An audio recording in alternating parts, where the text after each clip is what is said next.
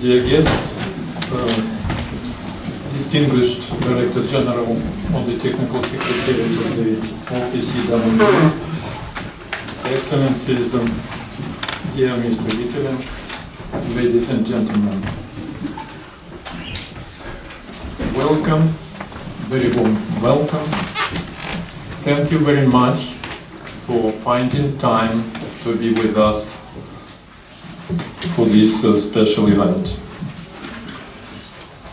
You may have noticed that the invitation card is on behalf both the Russian and the Uzbek ambassador. And also there is a mention, special mention of Mr. Remco Reagan as a special guest, as the head of the Soviet field of glory. Why is that?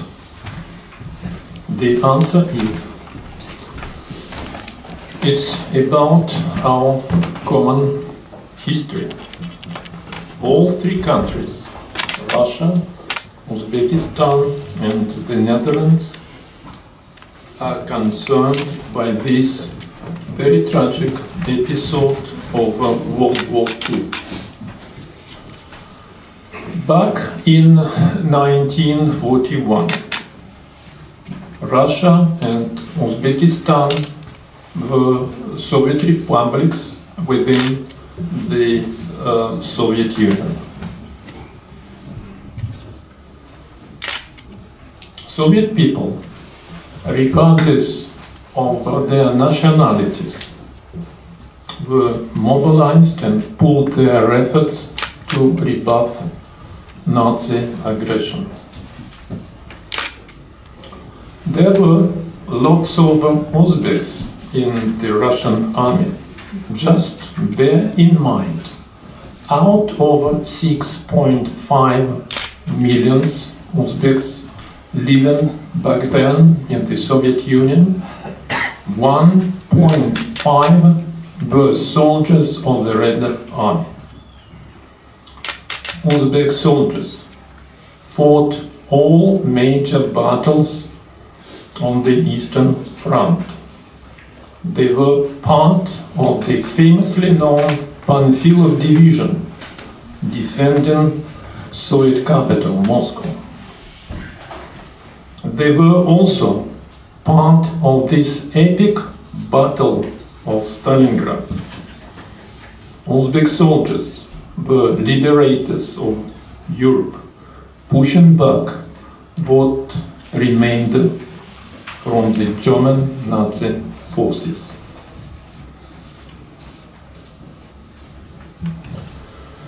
You know, the beginning of the war was quite disastrous for the Red Army.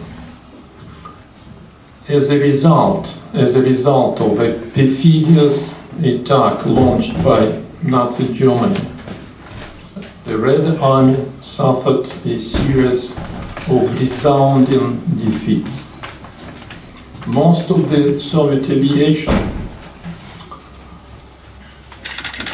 actually 800 planes, both fighters and carriers, were destroyed just during the very first hours of this perfidious aggression. There were also lots of prisoners of war made by the enemy. Political commissioners, soldiers of Jewish origin were executed practically on the spot. Others, Russians, Ukrainians, Uzbeks, were sent to the concentration camps, from where only few were able to return home.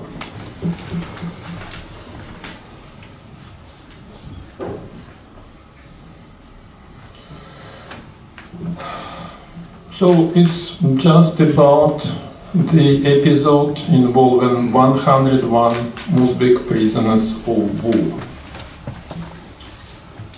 They were taken prisoners on the Eastern Front, and they were brought here in the Netherlands. They suffered terrible fate. I led my fellow ambassador, Uzbek ambassador A.Irgashevым, to be more specific about this precise episode, tragic episode. For my part, I shall confine myself by saying that these are 101 Uzbek prisoners who were brutally murdered after lots of sufferings, tortures, starvation, lots of humiliation, but they died as true heroes. As such, as heroes, they are remembered both in Russia and in Uzbekistan, and also here in the Netherlands. Every year, on an annual basis, we are gathering on the site where a monument has been erected to the memory of these Uzbek hero soldiers of the Red Army. We are laying flowers and lighting candles. Attending this emotional ceremony are diplomats, but also plenty of ordinary people, the Dutch people, including very young boys and girls. For this, we are very grateful to local authorities taking care of this monument. Our special thanks go to our dear friend Remke. Is he here present? He is the one who is doing a lot, who is taking care of the Soviet field of glory, while trying to put names on anonymous graves. Owing to his dedication, many families,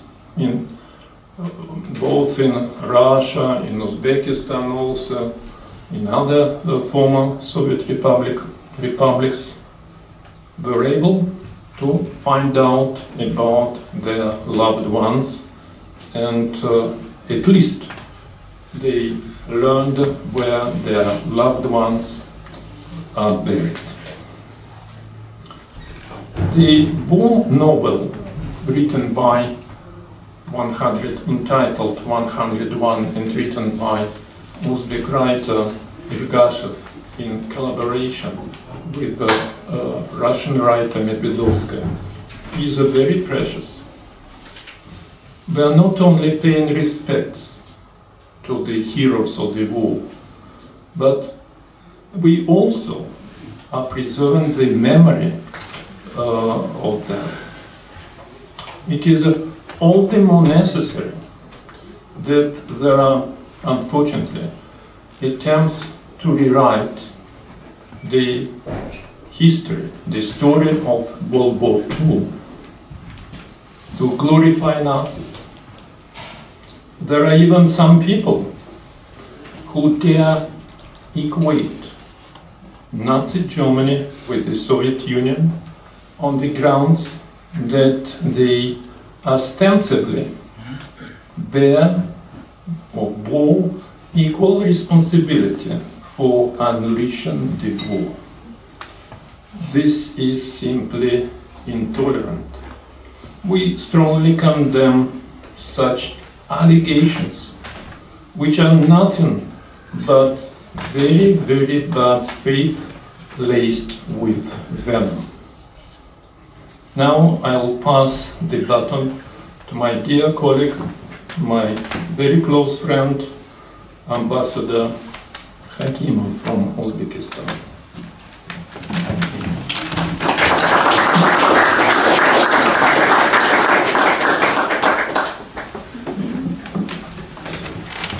Very good morning, dear ladies and gentlemen, excellencies, secretaries general, dear Mayor, thank you for attending this very important moment.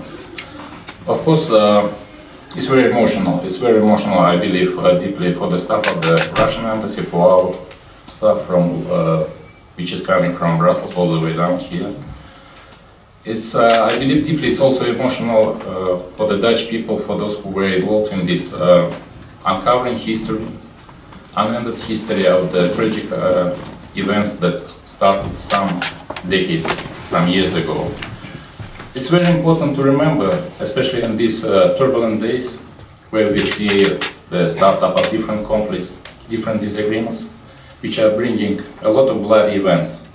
It's very important for the men in the uniform, it's very important for the civilians, to remember what is the cost of the peace. The peace that we're enjoying today, the peace where we can freely walk on the streets. It's very important to remember that we can commute, talk to each other, we can go and see each other in a very peaceful environment. I think, and it's very nice Russian saying, the man is alive until you're his member. It's very important for us to remember those sacrifices that our people bring to end the Nazis invasion, to live in the peaceful way and by peaceful means. And it's really true that Uzbek nation from Uzbek Soviet Republic paid a high cost. It's not a matter of counting and numbering the soldiers that died on the battlefields on the Nazi camp or somewhere else, but it's truly each first person that was subscribed to the Red Army that it was killed basically in the battlefield. Today we are here because of those events, but also because of the work that started some almost more than 2 decades ago by a good friend of ours, Mr. Remke, who committed 2 last decades of his life to the searching on those unnamed graves on the common, what we say, grave field in Amersfoort. There are 101 still unnamed graves that are belonged, and we know that for sure by now, to those soldiers who were subscribed to the Red Army from one of specific regions of Uzbekistan, namely Samarkand region.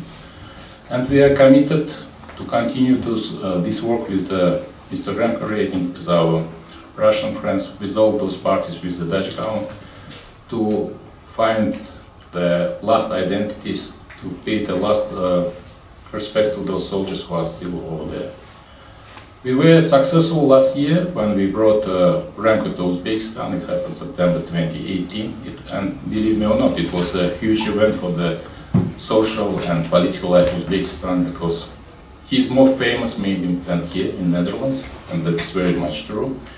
He's almost the national hero, and here in the room we have even one person from the State Committee of Uzbekistan on cinematography, who came without any help of our embassy, just to see this person and to talk to him directly. And I believe, and he will speak for himself, he's receiving every day many emails from Uzbekistan, from those families and people who are searching, still searching for their grandfathers and grandfathers who were fighting here in Netherlands or somewhere else in Europe.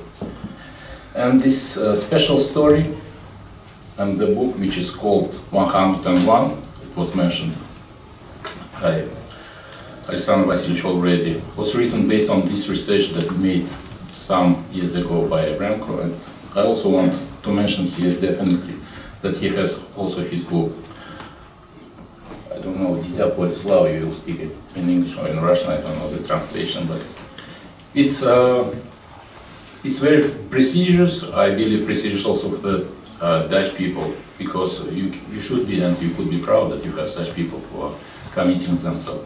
I should also mention about this Uzbek-Russian tandem of people and authors, Mr. A.Irgashevым and Yu.Medvedovской, who also visited Netherlands last year with the help of our embassy, with the help of some national private channels, to come to talk to Remke, to make their own research and to find the evidence.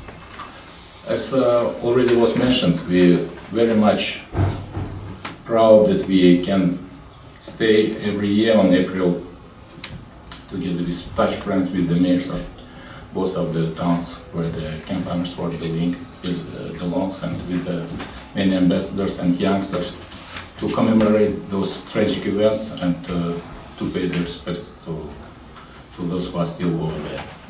With this in mind, I would like also to say that this book, 101, is available here. It's our common initiative with the Russian embassy. And the book of rank is also available. I believe we will also talk about it. But once again, at the end of this my small intervention, I would like to say that we really appreciate your coming here. It's not usual political stuff, and we want to promote some political talk and political agenda. It's very important for all of those people who are here in the room and beyond. Thanks so much.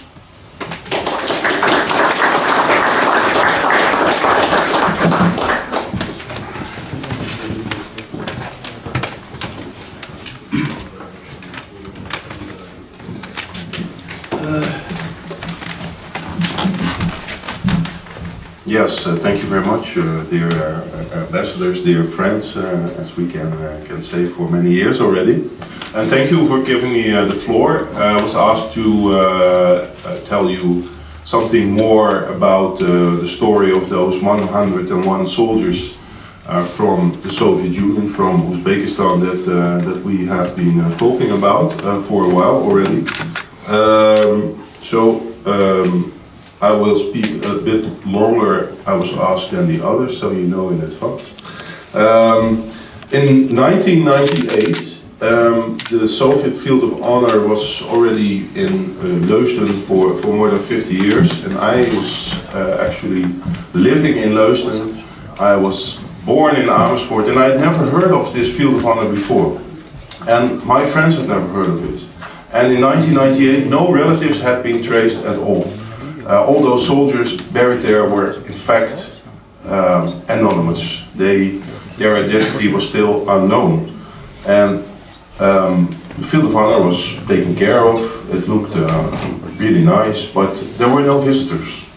And after a visit to Moscow as a student, I was asked at the local newspaper to voluntarily try to identify soldiers buried there, because we all felt it was our moral obligation to find out who those soldiers were, to give this forgotten cemetery a face, and to trace relatives of these soldiers buried in my hometown.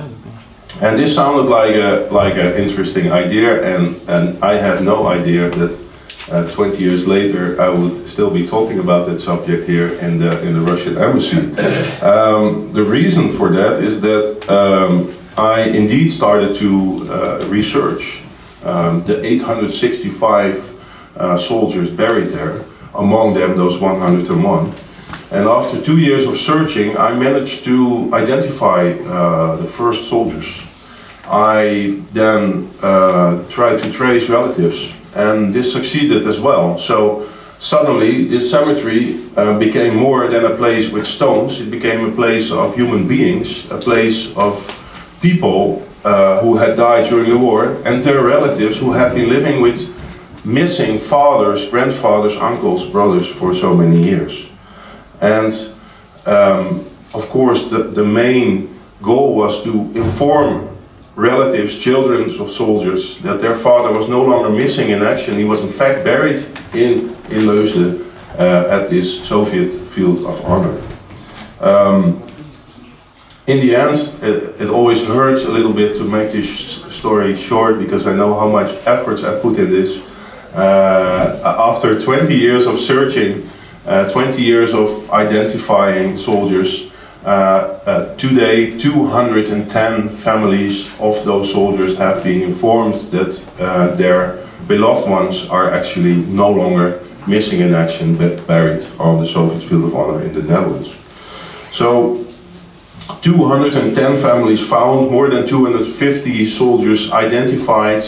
As you heard, we started to organize memorial services. I've written a book. We understood that this cannot be done by only one person, and it needs to be organized a little bit better. So what did we do? in 2010, we decided to create a foundation called Stichting Sovjet Ereveld, Fond Sovietske Polyeslava, or in English, Foundation Soviet Field of Honor.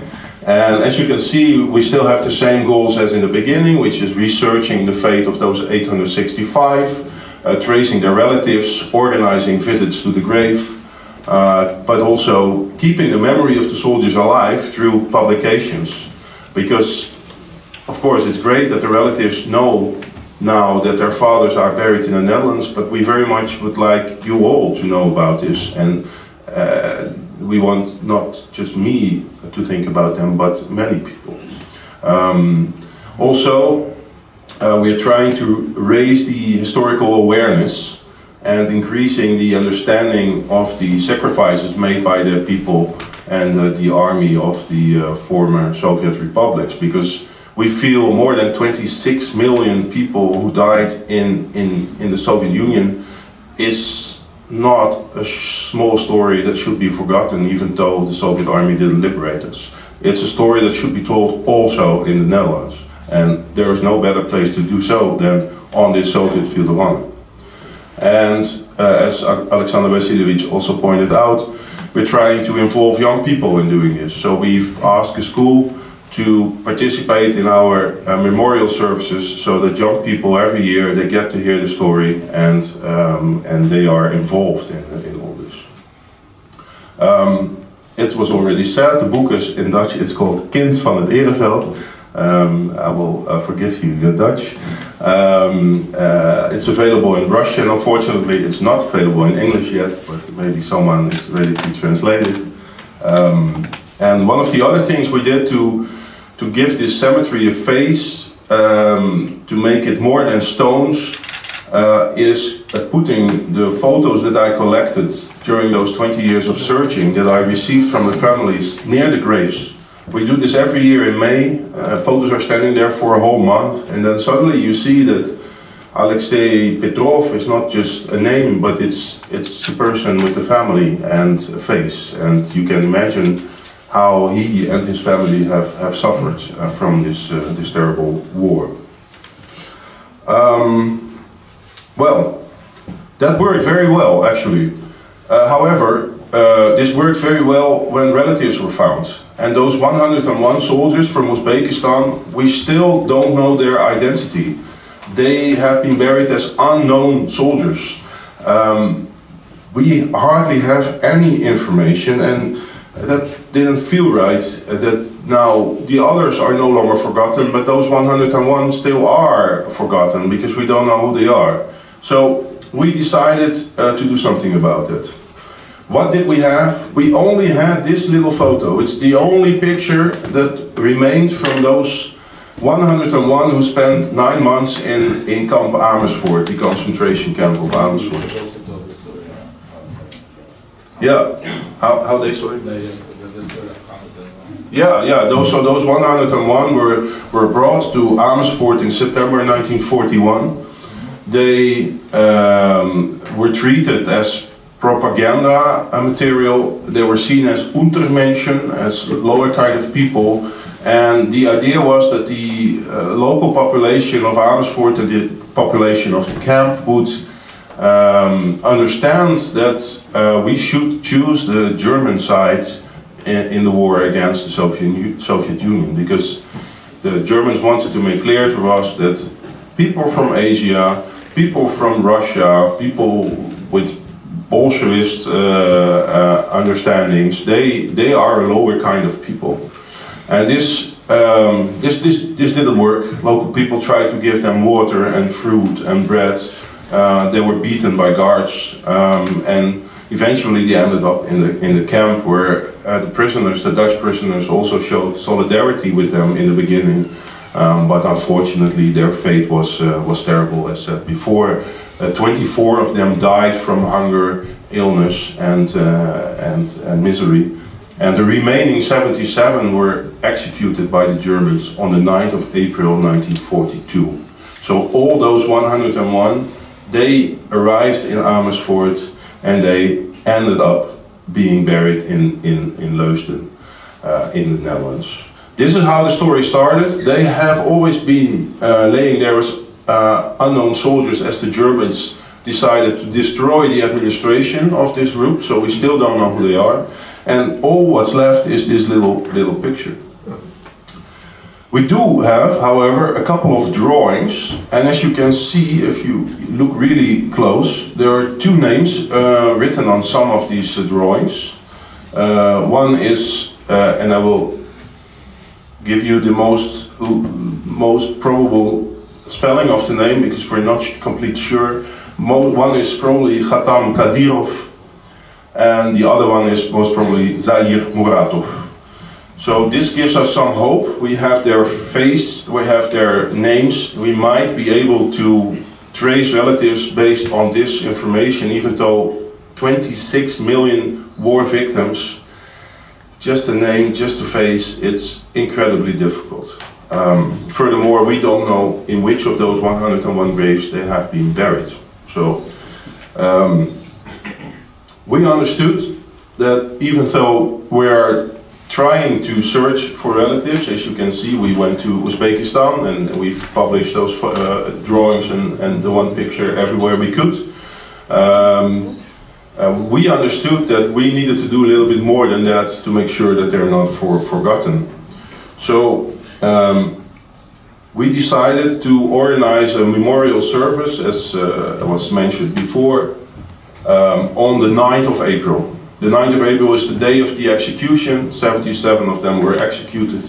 And early in the morning at 6:30, the moment of the execution, when it's still dark, a very unusual time for a memorial service, of course, we organized the placing of candles in the woods, in the forest near Camp Amersfoort at the place of the execution. And as you can see, young people are involved. In this case, I chose a picture of my son. I'm also a father, you know, so it's my son in the middle. But it's school children every year, different ones. And we're very glad that the ambassadors and the mayors also take part in this event. This picture was taken before Mr. Bouwmeester became a mayor. I will change it in the next presentation, don't worry. But it's a very solemn and special moment because it's in the dark, it's in the forest, and it's slowly getting light. So we're going from dark to light, and it makes them less forgotten. And we're very glad that when we started, we were only with the three of us, that we've even had one of the years we had more than 300 people gathering at 6:30 in the morning. So we're very glad that this is successful. As I said before, we also try to do that through publications. The book I wrote was mentioned. The book of Anwar and Julia is presented today. The Dutch national television made documentaries about this group, the 101, the Dutch program of Andere Tijden. And we're glad that also a lot of media in Russia, in Ukraine, in Armenia, in Belarus, in Uzbekistan also find this story interesting enough to spread. So the story is told, and we're hoping for more to follow in the near future. Another breakthrough, in my opinion, was the arrival of Mr. Dilior Hakimov. We had troubles finding our way in Uzbekistan. And we were very glad that through Dilior we managed to get the authorities and the people interested in this story in particular, and of course we already had long-standing good relations with the Russian embassy and ambassador. So we're very glad that we can do this all together. Same, of course, for the local governments in Amersfoort and Leusden who have been supporting us for so many years already. So that's really great. It's really a common effort. In Uzbekistan there was even a presidential decree saying that there should be a book and a movie about this subject, and the book is the first result of this decree, and we very much hope that it will be just the start of very good, interesting projects. So that's the other book. It was already mentioned. It's the book that you will receive later on. For now, it's only in Russian. So if you don't speak Russian yet, you have a good reason to learn it. Of course, we have still some hope left that maybe one day we will know the names of those 101.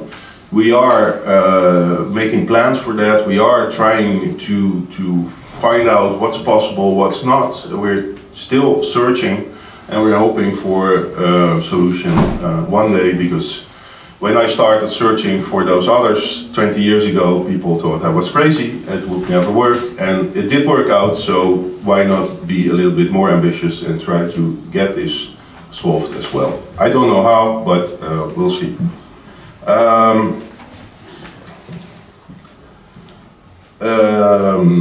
Yes, that's the last thing I wanted to say. The best way of not forgetting, the best way of spreading the story is not me traveling to embassies and telling the story, but is to have a visitor center on the spot near the cemetery. So if we're talking about dreams, this is probably one of our last dreams that we have. We would very much like to tell the story of the 101, but also the other stories of the soldiers from other countries, republics, on the spot. If you visit the cemetery now, you will see a small sign with some information, and you see the graves, and that's it. We very much feel that 20 years of researching led to so much interesting stories that need to be told, that we very much would like to create a visitor center on the spot, and we are working on that right now.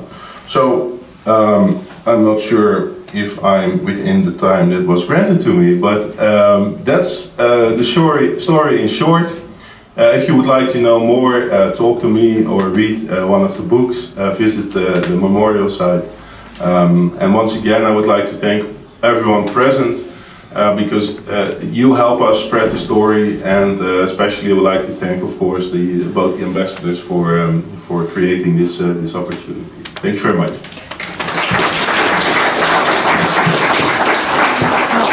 Your Excellency, dear guests, and just one more time, we would like to show you the video statement of the authors of the book, A.Irgashevым and Ю.Медведовской. Unfortunately, they were not able to come, but they sent the video statement, and it will be in Russian. But we prepared translation for English, so you can see it. Никто не забыт и ничто не забыто. Как много смысла в этом коротком изречении. Вечно помнить о тех, кто, отдав своей жизни, принес мир и покой на многие года человечеству. Герои из так называемого самаркандского узбекского отряда, которых было ровно 101 воин, смогли мужественно и достойно, пройдя через все муки ада голландского концлагеря Амерсфорд, разрушить коварный план Гитлера и, совершив подвиг, помешать фашистам изменить ход Второй мировой войны. Эта история документальная. Ее 20 лет назад начал по крупицам, собирая факты, создавать и исследовать талантливый голландский журналист, писатель, ученый Ремко Рейдинг. Многие годы спустя нам с моим соавтором Юлией Медведовской, основываясь на фактах, обнародованных Ремко Рейдингом, а также на вновь обнаруженных новых фактах, полученных уже нами в ходе наших собственных исследований, удалось написать художественный документальный роман «101» о героической и трагической судьбе 101 воина из Узбекистана. Огромную помощь в период наших исследований, а потом и в период написания романа, нам оказало посольство Узбекистана в странах Бенилюкс, и в особенности лично господин посол, его высокопревосходительство, господин Дильор Хакимов. Как нам удалось выяснить, узбекские солдаты стали жертвами большой пропагандистской машины фашистской Германии. и были специально отобраны для особо важной и секретной акции. Все действия, связанные с этой операцией, проходили под грифом «совершенно секретно». Гитлеру нужен был пропагандистский фильм, показывающий превосходство арийской нации перед унтерменшами, недочеловеками. Создание этого идеологического фильма было объявлено фюрером приоритетной задачей. Однако героизм, дисциплина и национальная культура, проявленные узниками-узбеками в концлагере Амерсфорд, не дали осуществиться планам Гитлера. Да, их было всего 101 человек, но они были настоящими воинами. Фашистские солдаты не получили идеологической помощи. Их воинский дух не был поднят перед главной битвой за Москву. Они не только проиграли сражение, но и потеряли здесь более полумиллиона солдат и офицеров. Ход человеческой истории в случае победы фашистской Германии мог бы быть совсем иным, и народы мира ожидали бы всеобщее порабощение и уничтожение. 9 апреля 1942 года герои-узбекистанцы были расстреляны в лесу недалеко от концлагеря Амерсфорд. На расстрел герои-узбеки шли с высоко поднятыми головами, с несломленным духом и напевали песню о Родине. В преддверии 75-й годовщины нашей общей Великой Победы хотелось бы поблагодарить организаторов этой пресс-конференции, Посольство Российской Федерации в Нидерландах, Посольство Республики Узбекистан в странах Бенилюкс, лично послов Его Высокопревосходительства господина Александра Шульгина и Его Высокопревосходительства господина Дильора Хакимова за память о 101 герое, которые мужественно защищали нашу Родину в боях под Смоленском и защитили мир в боях в концлагере Амерсфорд. Добрый день, дамы и господа. Меня зовут Ю.Медведовская. Я родом из Ташкента, из солнечного Узбекистана, но более 10 лет живу в Москве, в России, которая стала моей второй родиной. И сегодня я рада быть частью данного мероприятия, пусть и на расстоянии, но быть сердцем и душой с вами. Скоро приближается знаменательная дата — 75 лет со дня Великой Победы над фашизмом. И невозможно оспорить тот факт, что победа была возможна только благодаря сплоченности, героизму, мужеству и бесстрашию и народов бывшего Советского Союза, и народов других стран мира. И мы с А.Иргашевым, соавтором романа «101», постарались показать это в своей книге. Главные герои романа – это узбекские воины, которые попадают в самое пекло войны и бок о бок с русскими братьями участвуют в страшных боях под Смоленском. Попав в Амерсфорд, они получают колоссальную помощь от голландских жителей, которые, рискуя своими жизнями, пытаются передать им хоть какой-то еды. А в самом концлагере Амерсфорд лагерное подполье, куда входили и узники-евреи, бельгийцы, французы и голландцы, пытаются сделать все возможное, рискуя своими жизнями, чтобы хоть как-то облегчить жизнь узникам-узбекам, к которым у фашистов в кавычках особое отношение. Хотелось бы подчеркнуть, что роман «101» написан и основываясь на те факты, которые отразил в своей книге «Дитя поля славы» наш друг, голландский журналист, уважаемый рамках, и на тех фактах, которые удалось получить нам с Анваром уже в ходе своих уникальных исследований при написании романа «101». Конечно же, в романе есть и художественный вымысел, но именно благодаря этому нам удалось передать некий собирательный образ тех людей, которые ценой своих жизней приближали Великую Победу над фашизмом.